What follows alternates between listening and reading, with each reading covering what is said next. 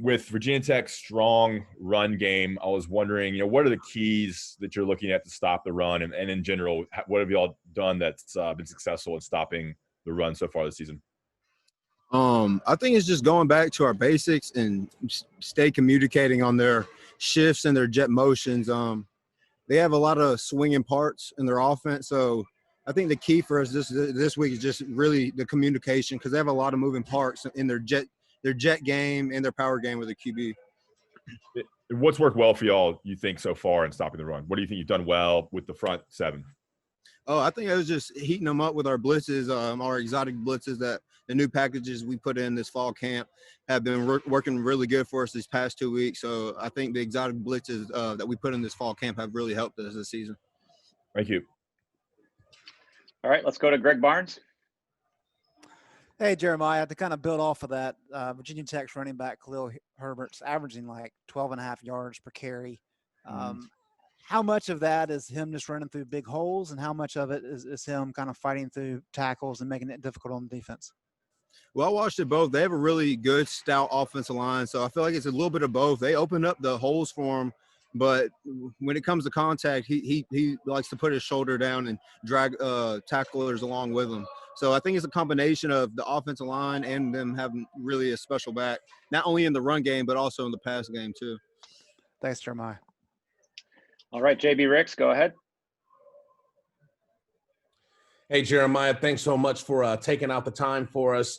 Your fellow teammate Chaz Surratt said after the BC win that there were a lot of moments throughout the game where you guys were getting frustrated because you weren't blowing out the opponents the way that you felt like you should be.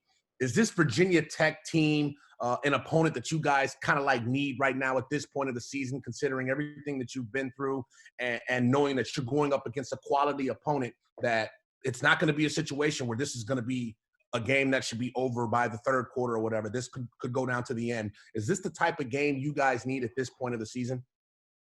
I mean, absolutely. I think we need to look at every single game the same, week in and week out, because one loss during this college football season can be tragic. It could end up taking us out of the seeding for the ACC championship. That's ultimately our goal. So, I mean, yeah, I think it's an important win. It's as important as the very next one.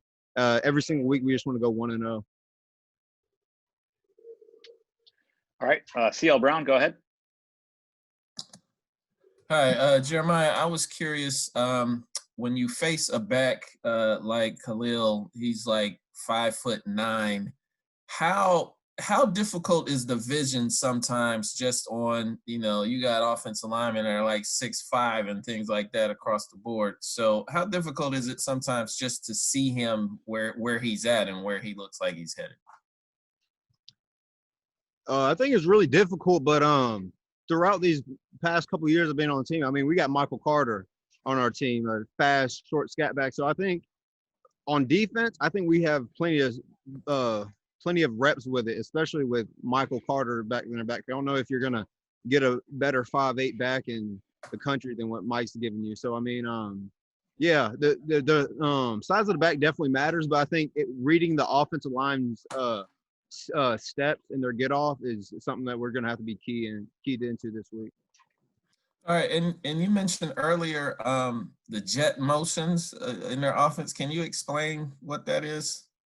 Yeah, a lot of times they like to run they have athletic guys like receiver, like a lot of guys do in the ACC, and they like to not only get them the ball and bubble screens, but they also like to run jet motions with them and get them out in space. They like to motion them from the boundary, from the slot, from the X receiver.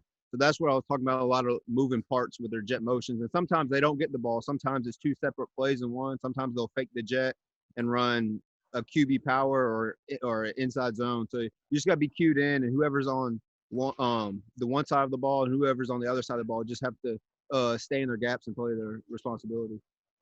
All right, thank you. Okay, Brennan Marks, go ahead.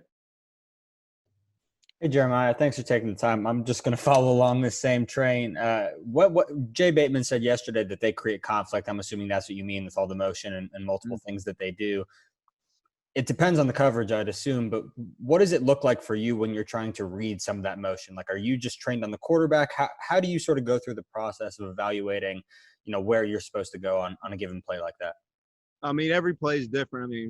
I mean, for any linebacker, it starts off you want to scan, especially the formation. You want to scan. Sometimes I'll move the front if it's 3-by-1, or if it's 2-by-2, we'll stay in our base defense. So for me, it's just reading the formation when they come out, and then seeing if there's an X receiver off, if there's a slot receiver off, and when they're off, that gives me a little hint if they are going to motion or not. So I mean, you just gotta, before the play even is ran, you just got to diagnose where the receivers are and if they're on the ball or they're off the ball. Based on what you see, how much latitude do you and Chaz and I guess everyone else on the defense sort of have to adjust the play call, maybe based on something that you're seeing? Yeah. Well, with the jet motions, there's a lot of times two different plays in one. So really the defense is split in half, and really it's one person misfits, it can be an explosive play. So each people on both sides of the ball just need to stay in their gaps and play their responsibility, and don't get too anxious and hop out of the gaps and let them bust them. So as long as everybody communicates and stays in their gaps, I think we'll be in great shape. Thank you. Okay, last one, Gregory Hall, go ahead. Jeremiah, what have you seen out of Kamen Rucker? It seems that he's earned a lot of trust from Jay Bateman and the defensive coaching staff so far this season.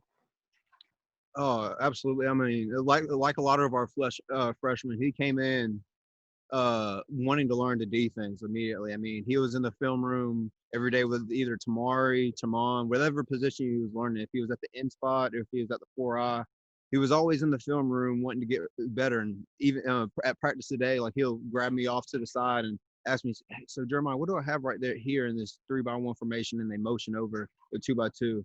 And to see that from a freshman, it speaks volumes. I mean, the kid's ready to learn. I mean, he came in really ready to play. I mean, he's about 260, and he's strong at the point of attack. All right. And then what do you think he needs Sorry, go to ahead.